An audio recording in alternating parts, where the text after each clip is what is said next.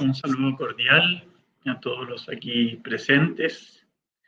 Los saludo desde mi santuario hogar y quisiera invitarlos a que comencemos una aventura muy bonita, que es invitar a María a vivir en nuestras casas, a prepararnos y conquistar un santuario hogar para nuestra habitación, para nuestra casa, y pedirle a María que se instale en medio nuestro.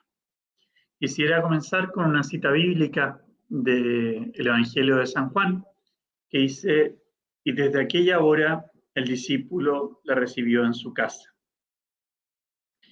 Esta frase que dice este evangelista es muy bonita porque es la frase que es la consecuencia al regalo que le hizo Jesús a San Juan y que nos hace a nosotros, que es dejarnos desde la cruz, cuando uno quiere decir las cosas más importantes, nos dejó a María como madre.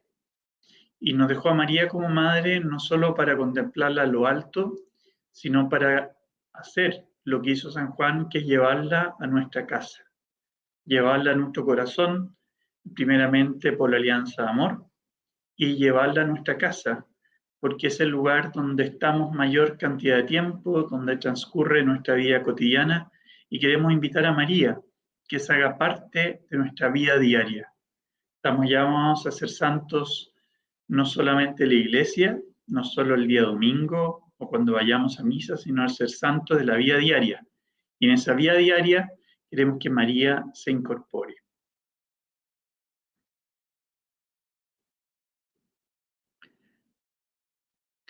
Ven, querida Madre, a nuestros hogares. Se trata de un anhelo por el cual ustedes están haciendo este taller que hoy día comenzamos, un anhelo santo, un anhelo inspirado por el Espíritu Santo. Ahí tenemos una fotito de un santuario hogar, de una familia lleno de recuerdos, de símbolos religiosos que han estado presentes en su vida. Y es un anhelo de tener santuario hogar que es consecuencia natural de sellar la alianza de amor con la Madre y Reina Teresa Mirable de Schoenstatt. Cuando uno sella su alianza de amor, hace un recíproco intercambio de corazones. Y ahora no solo queremos que María esté en nuestro corazón, sino queremos que María venga a nuestros hogares. Queremos invitarla a ella, a nuestra casa, a nuestro hogar, a nuestra habitación, a lo más íntimo y cotidiano. Que nuestra vida esté impregnada por la presencia de María. Vamos a comenzar hablando un poquito de la Biblia. La palabra de Dios es fuente de vida, es la revelación que Dios nos dejó para comprenderlo mejor a Él y comprendernos mejor a nosotros. En la Biblia, un santuario es un lugar sagrado donde el hombre se encuentra con Dios. Si bien sabemos que Dios está en todas partes, hay lugares donde Dios condensa su presencia, donde está presente en forma más fuerte, más condensada, más concentrada. Y este Dios, que es invisible y trascendente, en un momento de la historia de la humanidad quiso hacer alianza con un pueblo escogido, que fue el pueblo de Israel, y salir al encuentro del hombre. Y los lugares donde Dios salió al encuentro quedan marcados por su presencia y se transforman en altares, en santuarios, en lugares sagrados. Por ejemplo, tenemos el episodio en que Jacob tiene un sueño y le habla a Dios en ese sueño. Y dice el libro del Génesis: verdaderamente Yahvé estaba en aquel lugar y yo no me di cuenta. Cuán digno de todo respeto es este lugar. Este lugar es digno de respeto porque es un lugar donde Dios le habló, donde Dios se le apareció en sueños. Y dice Jacob: es nada menos que la casa de Dios. tomó una piedra, derramó aceite y levantó un altar. Y ese lugar lo llamó Betel. Miren qué bonito. Es natural para Jacob que en ese lugar donde Dios se le reveló, hacer un altar y ponerle un nombre religioso, casa de Dios. Este lugar es digno de respeto. Miren qué bonito. Ahí tenemos a Jacob con el altar que hizo en este lugar que es Betel. En el Antiguo Testamento, Dios sale continuamente a buscar alianzas, a hacer alianzas. Es la forma como a Él le gusta relacionarse con los hombres, hacer pactos, compromisos, alianzas de amor salvíficas con distintos representantes de la humanidad, de su pueblo. Hizo una alianza con Noé, una alianza con Abraham, una alianza con Moisés, una alianza con David, etc. Y de hecho, la Biblia es una recopilación de todas las alianzas que Dios hizo con el pueblo de Israel, con la humanidad. Y por eso la palabra testamento viene del hebreo que es berit, y berit significa alianza. Podríamos decir que el Antiguo Testamento es la antigua alianza y el Nuevo Testamento es la nueva alianza. Son historias de la antigua alianza, de las antiguas alianzas, y el Nuevo Testamento la historia de la nueva y eterna alianza que selló Jesucristo. Y en esta alianza del Antiguo Testamento, la tienda de alianza o la carpa de alianza era un lugar donde se guardaban las tablas de la ley.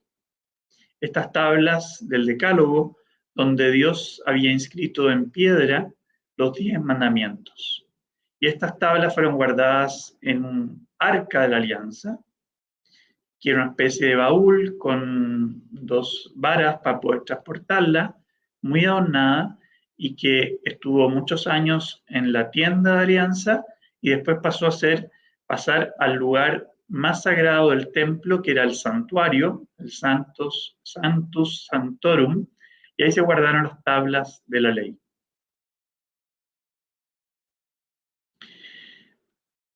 Ahí tenemos esta carpa o tienda de la alianza, obviamente que es una representación reconstruida, pero en esta carpa, que estaba delimitada por un cerco, Dios hablaba cara a cara con Moisés.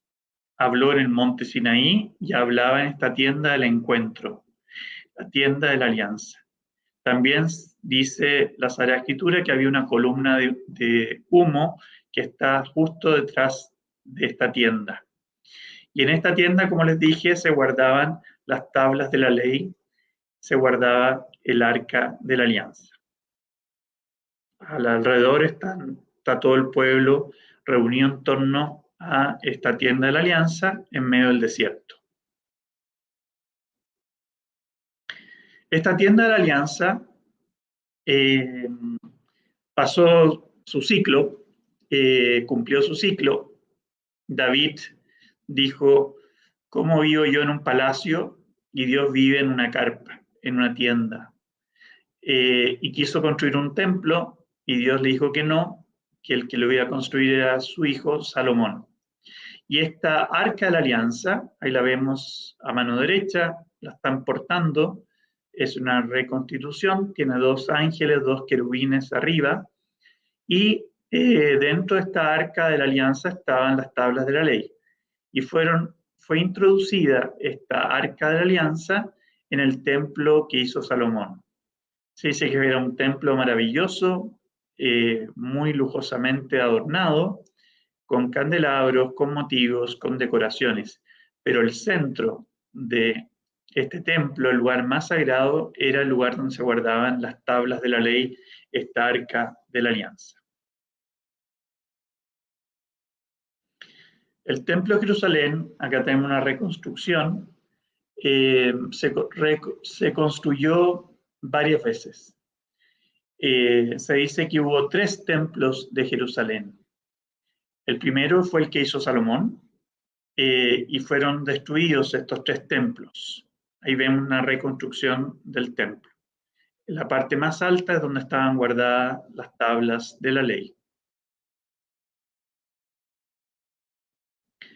Como les dije, este templo fue destruido 3 veces y ahora solo queda el Muro de los Lamentos, que era la base, por así decirlo, del último templo, eh, donde Jesús oró, donde Jesús fue presentado en el templo, donde expulsó a los mercaderes. Y como les digo, solo queda ahora el Muro de los Lamentos, en el lugar donde estuvo el último templo de Jerusalén. El pueblo de Israel se quedó siempre con nostalgia de un lugar santo. De hecho, para ellos era tan sagrado el templo de Jerusalén que prohibieron hacer otros altares, otros templos en todo, en toda la tierra santa, en toda la tierra de Israel.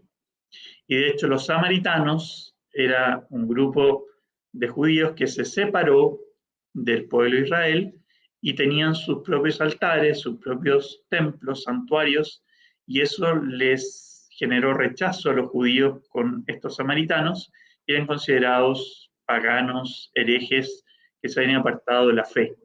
¿Por qué? Porque para el judío era el templo de Jerusalén era lo más importante, era el santuario, el lugar donde Dios estaba. En la semana ellos tenían sus sinagogas, donde solo había liturgias de la palabra. En el templo habían sacrificios de animales, que la mitad se quemaba como signo de que iba a lo alto, al cielo, y la otra mitad quedaba para la tribu sacerdotal. Eh, y los animales que se ofrecían, que se sacrificaban, eran según la condición social. Recordemos que María y José, al presentar al niño en el templo, ofrecieron 2 pichones de tortolitas, de palomas. Bueno, el pueblo de Israel tenía un amor enorme al templo de Israel. Tuvieron siempre nostalgia. Cada vez que se destruyó el templo, se quedaban con un pesar, con una nostalgia enorme de su templo, de su santuario. Eh, de hecho, el Salmo 87 dice algo muy bonito: todas mis fuentes están en ti. Así le llama al templo de Jerusalén. Todas mis fuentes están en ti. Qué bonita es la expresión de que en el santuario, en el templo, están todas mis fuentes de alegría, de fe, de esperanza, de amor. Ahí está la fuente de mi vida interior.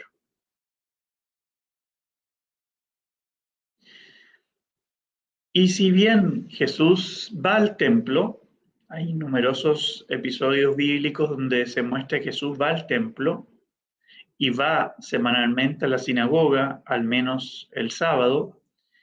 Él, a pesar de valorar la oración comunitaria en la sinagoga, de practicar, de ir al templo, de llenarse de celo por su templo, por eso echa a los mercaderes, él, Jesús, nos enseña la importancia de la oración puertas adentro, de la oración en casa, de la oración en nuestra habitación. Y está esta cita tan hermosa de Jesús que dice, respondiendo a los fariseos que le gustaba mostrarse en sus oraciones en público, Jesús nos recomienda también la oración en casa, la oración en nuestras habitaciones. Dice Jesús, pero tú, cuando te pongas a orar, entra en tu cuarto, cierra la puerta, ora a tu Padre que está en lo secreto. Así tu Padre que ve lo que se hace en secreto, te recompensará. Es decir, Jesús no solo practica la oración en la sinagoga, la alabanza en la sinagoga, no solo va al templo, sino que nos invita a que tengamos una vida de oración en nuestras casas. No es lo uno o lo otro, sino que son distintos lugares de oración que se complementan y se enriquecen mutuamente.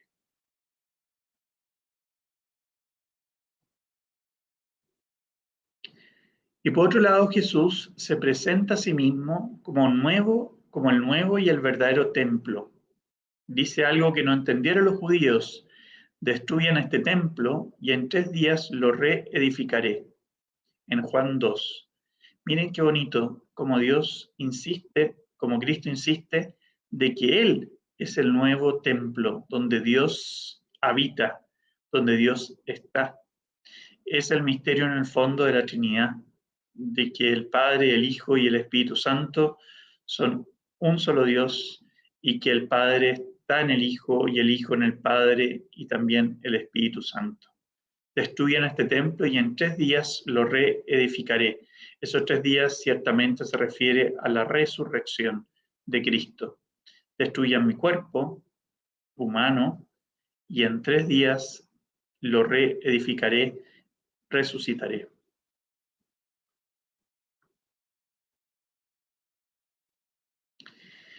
En Cristo Jesús, cada persona bautizada y cada comunidad que se reúne en su nombre son un santuario y un templo de Dios. Miren qué bonito. Todos nosotros somos templo de Dios. Y también la iglesia cuando se reúne es templo, es santuario de Dios, es un santuario vivo. No solo la iglesia como edificio físico, sino que la iglesia es también templo, es presencia de Dios en medio nuestro.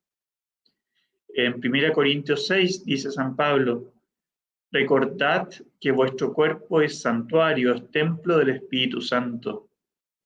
Y también Cristo dijo en Mateo 18, si 2 o 3 se reúnen en mi nombre, ahí estoy yo en medio de ellos. Hay una presencia adicional de Dios, expresión de que no es un Dios solitario, sino es un Dios comunidad, es un Dios familia, es un Dios que es Trinidad. Y por lo tanto, Cristo insiste en la importancia que si 2 o 3 se reúnen en mi nombre en sus casas, en cualquier lugar, yo estaré en medio de ellos. Es decir, la reunión de 2 o 3 se transforma esa reunión en un templo vivo, en un santuario vivo donde Dios está.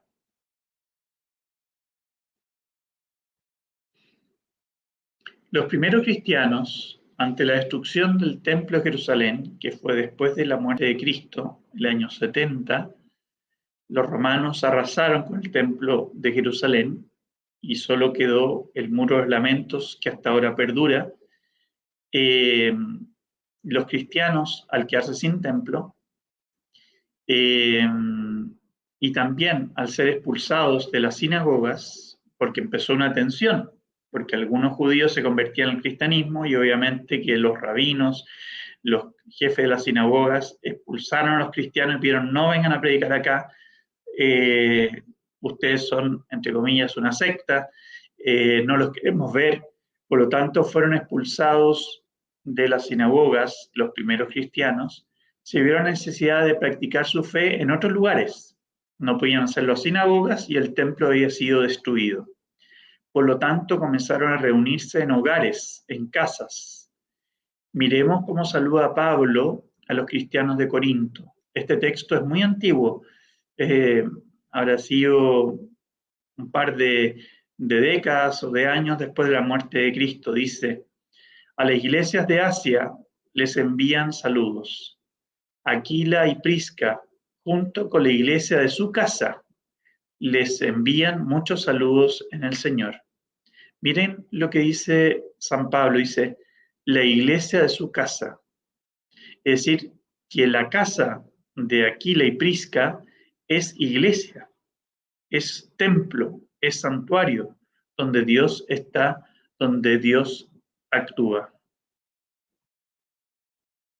Después veamos otra carta de Pablo a Filemón. Dice, Pablo, prisionero de Jesucristo, y el hermano de Timoteo, al amado Filemón, colaborador nuestro, y a la amada hermana Apia, y a Arquipo, nuestro compañero de milicia, y a la iglesia que está en tu casa. Miren qué lindo. Pablo le escribe a Filemón y le dice a la iglesia que está en tu casa. Después, en Hechos de los Apóstoles 28, dice, Pablo permaneció 2 años enteros en una casa alquilada y recibía a todos los que a él venían, predicando el reino de Dios y enseñando acerca del Señor Jesucristo, abiertamente y sin impedimento. Ahí vemos una imagen, no sé si de San Pablo, pero de primeros cristianos reunidos leyendo alguna carta, pues una carta de San Pablo, puede ser algún texto del Antiguo Testamento, y compartiendo su fe en casas. Y también, obviamente, las primeras Eucaristías fueron en casas, no fueron en templos ni menos en sinagogas. Posteriormente, a esta primera época en que se reunían en casas, vino también una época de persecución y tuvieron que reunirse en catacumbas. Y así fueron por 3 siglos en que las reuniones de los cristianos eran o en catacumbas o en hogares clandestinamente. Bueno, en el año 313 después de Cristo, cuando terminó la persecución de los cristianos por parte del Imperio Romano, se declaró el Imperio Romano neutro y al poco tiempo se declaró como la religión oficial del imperio. Pero ya en el año 313 se pudo empezar a construir las primeras iglesias, los primeros templos, donde se renovaba la única y eterna alianza de Cristo. Esto es muy importante porque los 3 primeros siglos de la iglesia primitiva, las misas, los encuentros, la lectura de la palabra de Dios, era, como les digo, principalmente en hogares o en las catacumbas. Esto es muy bonito porque en la raíz de la historia de la iglesia está la vivencia de vivir la fe en casa, en hogares. Y esto es una base histórica, bíblica, muy importante para nuestro santuario hogar. ¿Por qué? Porque nosotros le vamos a pedir a la Virgen que se establezca en nuestra casa y que haya vida de oración en nuestros hogares.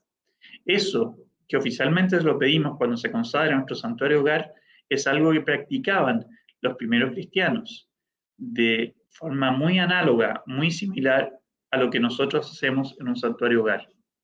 Ahí está una foto de una iglesia muy antigua que solamente se construyó en el siglo IV después de Cristo, de las primeras iglesias cristianas, y recién ahí se empezaron a celebrar las liturgias, las misas en templos distintos a casas o catacumbas.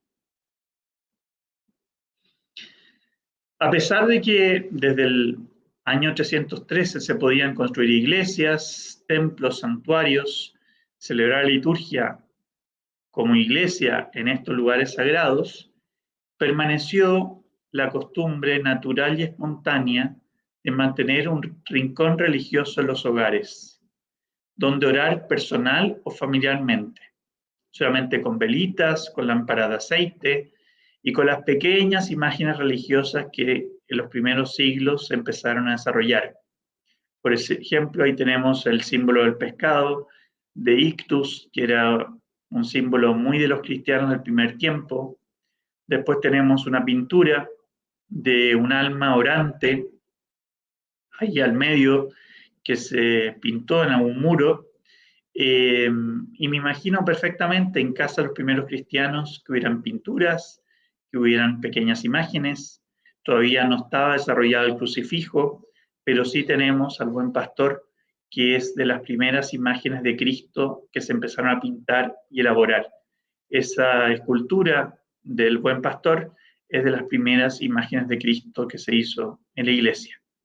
Es decir, en los hogares de los primeros cristianos se mantuvo, a pesar de construirse iglesias católicas, cristianas, se mantuvo la costumbre de tener un rincón religioso, que eso también es una costumbre muy sana, muy natural, muy católica, de tener en nuestros lugares, en nuestras casas, un rincón religioso. Por otro lado, toda familia cristiana está llamada a ser iglesia, a ser, como dice la iglesia en varios documentos, que la familia sea una iglesia doméstica. Es tan bonito practicar esto que nos dice Jesús: si 2 o 3 se reúnen en mi nombre, ahí estoy yo en medio de ellos. A mí siempre me llamó la atención de por qué Cristo dice 2 o 3, y creo que puso el O3 para hablar de la familia. ¿Por qué? Porque perfectamente por dicho, si dos o más se reúnen en mi nombre, pero lo bonito de la familia es que la familia comienza cuando hay tres, cuando hay un hijo. Antes son un matrimonio. Y aquí vemos a una familia rezando, orando frente a una imagen de la Virgen, de Cristo, con velitas, con flores. Yo recuerdo de pequeño que con mi hermano nos peleábamos por quién apagaba la velita del santuario hogar de mi casa. Bueno, la familia está llamada a ser una iglesia doméstica, una iglesia hogareña, una iglesia donde se ore, donde se alabe a Dios, donde haya misericordia, perdón, donde haya actos de amor, de generosidad, de entrega del uno por el otro. Eso es la iglesia y eso está llamada a ser la familia, una iglesia en pequeño, una iglesia doméstica, como la denomina la iglesia en sus documentos. Cristo, para resumir, sella con su muerte y resurrección una nueva y eterna alianza. Esa es la alianza definitiva de Dios con la humanidad. Y cada cristiano, cada católico se incorpora a esta alianza por su bautismo y se renueva en cada Eucaristía. Por eso el sacerdote, después de la consagración, dice, este es el sacramento de nuestra fe, el sacramento de nuestra alianza. Bueno, nosotros en Schoenstatt hablamos de alianza de amor con la Madre Reina tres veces admirable de Schoenstatt. Y es un pacto para que podamos vivir de la mano de ella nuestra alianza bautismal. Para que podamos vivir esta única y eterna alianza, pero de la mano de María, con un compromiso, con una entrega a María. Y con María vivir esta alianza bautismal. Y como hemos visto cuando sellamos nuestra alianza amor y nos preparamos para ella, esta es un mutuo intercambio de corazones y que está unido a un lugar de gracias que se llama el santuario.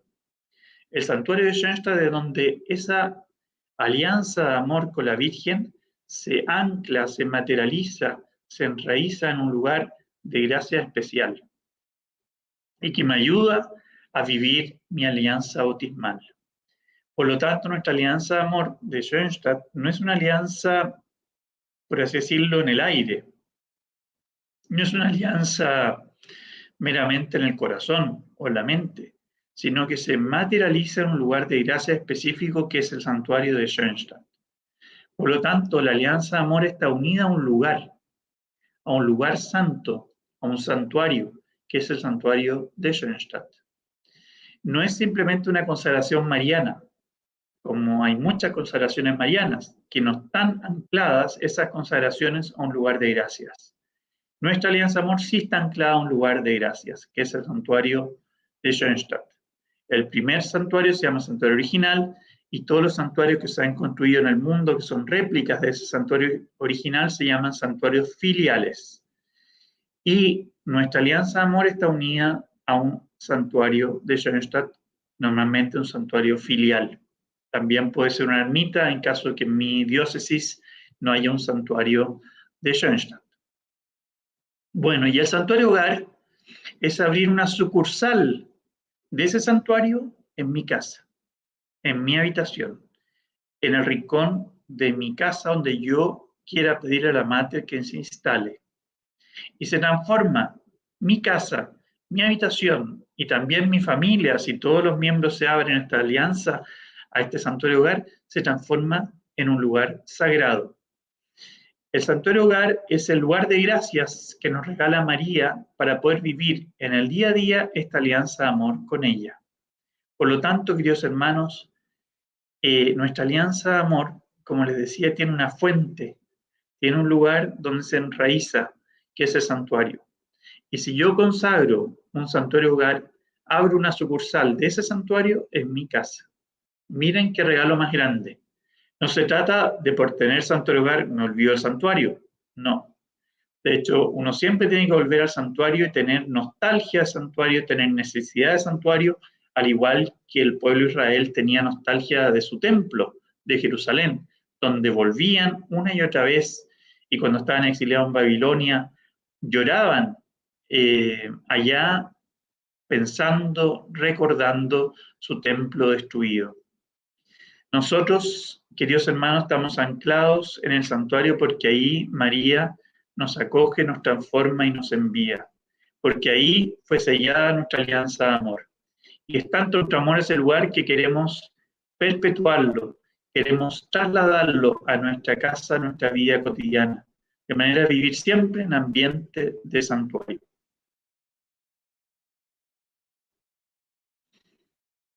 Miren esta frase del padre Kentenich, que es fabulosa. Dice algo muy bonito.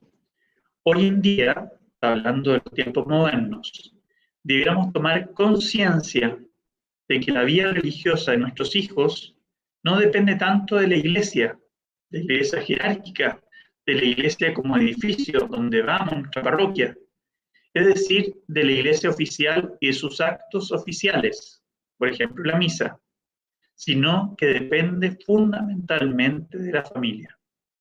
Miren qué importante esto que dice el padre Kentenich, que la fe de nuestros hijos, la vida religiosa de nuestros hijos no depende tanto de la jerarquía de la iglesia, no depende tanto de sus actos oficiales, sino que depende fundamentalmente de la familia. Es cierto, mire lo que dice acá, que también fue así en el cristianismo primitivo, es decir, que los primeros cristianos en la familia se jugaba la fe de los hijos, pero solo sí fue durante un tiempo, dice el padre Kentenich. ¿Por qué? Porque cuando la iglesia dejó de ser perseguida y la iglesia empezó a construir templos y a celebrar la fe en los templos, mucha de la vida religiosa familiar pasó a segundo plano. Pero qué bonito esto que dice el padre Kentenich, que al igual que los primeros cristianos, la fe se transmite principalmente en el hogar, estamos llamados a transmitir la fe principalmente en nuestras familias. Hoy en día, repito la frase, deberíamos tomar conciencia de que la vida religiosa de nuestros hijos no depende tanto de la iglesia con mayúscula, es decir, de la iglesia oficial y de sus actos oficiales, sino que depende fundamentalmente de la familia, es decir, depende fundamentalmente de la iglesia doméstica. Dice el padre, es cierto que también fue así en el cristianismo primitivo, pero solo durante un tiempo. Queridos hermanos, con esta última lámina diapositiva vamos terminando este taller. Para recapitular, quise sobre todo mostrarles cómo en la Sagrada Escritura, desde el inicio de la fe, habían lugares santos, lugares donde se condensaba la presencia de Dios. Y vimos cómo Dios selló alianzas, y esas alianzas, cuando se manifestaban en un lugar, ese lugar se transformaba en lugar santo. Y esto para el pueblo de Israel se condensó en el templo de Jerusalén, que fue construido 3 veces, destruido 3 veces. Y en ese templo se condensaba para ellos esta alianza de Dios con su pueblo. Ahí se encontraban con Dios, ahí sentían que Dios moraba, y era un lugar santo, sagrado, donde podían encontrarse con Dios.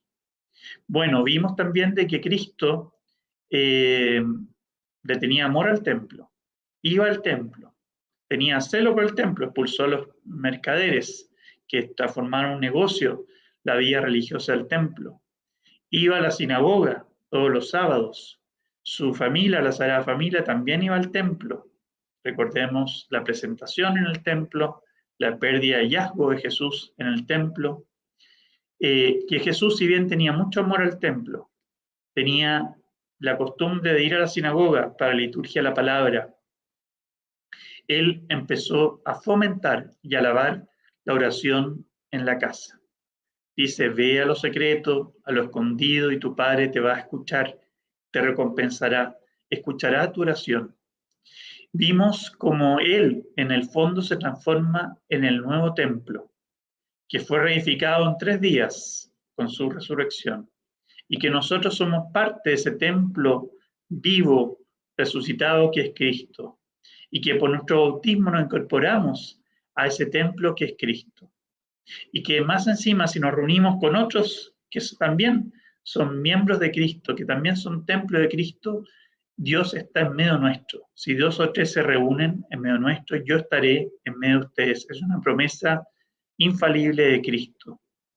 Bueno, y también les conté que la iglesia primitiva, al ser destruido el templo, al ser expulsado de las sinagogas, los primeros 3 siglos de la iglesia cultivó su fe en casas particulares, en hogares, también en catacumbas, pero durante 3 siglos la fe se vivió como una fe vivida en una iglesia doméstica en hogares de los primeros cristianos. Y recién en el siglo IV comenzó el permiso para construir templos, para construir iglesias, construir parroquias, construir santuarios. Y que ahí la fe se trasladó en gran parte a los templos, a las iglesias, a las parroquias, a los monasterios después, pero que sin embargo quedó siempre en los hogares una práctica de fe puertas adentro, en la familia que rece el ser una iglesia doméstica. Y que la iglesia siempre ha valorado el rol de la familia como una iglesia en pequeño, como una iglesia doméstica donde hay que orar, donde hay que amar, perdonarse, alabar a Dios, glorificar a Dios, leer la palabra de Dios en familia. Y que en Schoenstatt además tenemos algo muy bonito, que tenemos nuestro templo, nuestro santuario, que es el santuario de Schoenstatt, donde la alianza de amor con María tiene un anclaje, tiene una condensación, tiene un lugar donde se materializa, que es el santuario de Schoenstatt. Este santuario de Schoenstatt no solo hay un original, sino que hay réplicas, más de 200 en todo el mundo, donde nosotros podemos sellar una alianza de amor con María. También puede ser en ermitas, frente a una imagen de la Mater, en una parroquia, si en mi diócesis o cercano a mí no hay un santuario filial. Y que ahora estamos haciendo un camino para tener una sucursal de ese santuario filial en mi casa, consagrar y conquistar un santuario hogar. Eso nos llena de esperanza, alegría y nos pone en sintonía con esta práctica de la iglesia, de que cada familia está llamada a ser una iglesia doméstica. Que con Cristo su Hijo nos bendiga la Virgen María y que Dios en su infinita misericordia, por intercesión de nuestra Madre y Reina, los bendiga y los proteja en este día. En nombre del Padre, y del Hijo, y Espíritu Santo. Amén. Muchas gracias, queridos hermanos, por este primer taller para prepararnos para el Santuario Hogar. Próximamente iremos creando y subiendo los nuevos talleres para poder preparar nuestro corazón, nuestra familia, nuestro rincón y que se transforme en un santuario hogar de Schoenstatt. Que esté muy bien, Dios los bendiga. Adiós.